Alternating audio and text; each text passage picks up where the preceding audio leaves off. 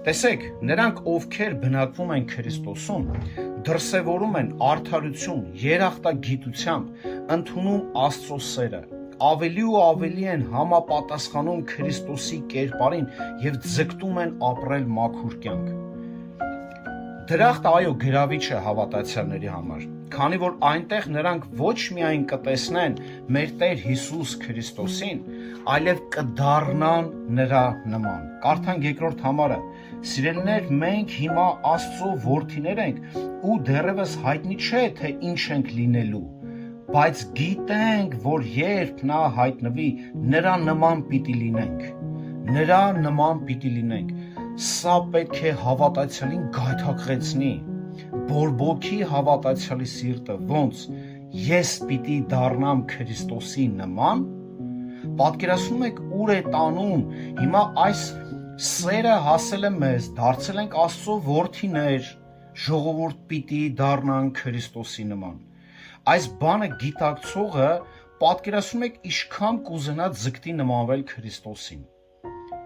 Ես անարժան ես, ես եմ անառակս, այն շնացողս, այն պոռնիկս, այն գողացողս, այո,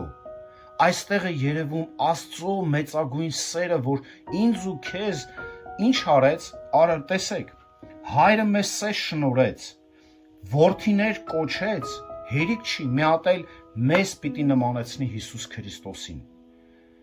Պատկերացնում եք, եթե այս գաղափարը մենք ունենանք, մեր սիրտը ուրախությամբ կլցվի։ Եվ այս ուրախությունը, եթե տեսեք, եթե այս ուրախությունը մեզ չի բավարարում, մենք ուրախություն կգտնենք աշխարհի տարբեր անկյուններում։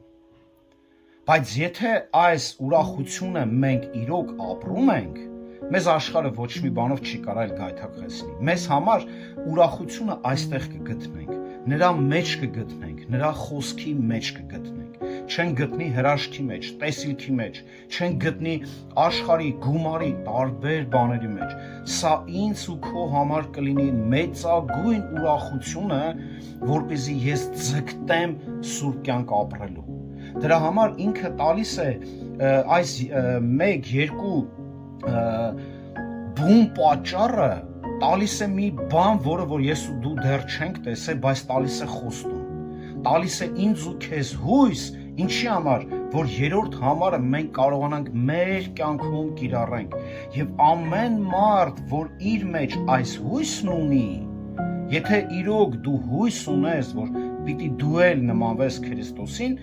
ուրեմն դու արդեն վերստին ծնված ես եւ վերստին ծնված մարդը ինչ պետք է անի, մաքրում է ինքն իրեն, ինչպես որ նա է մաքուր։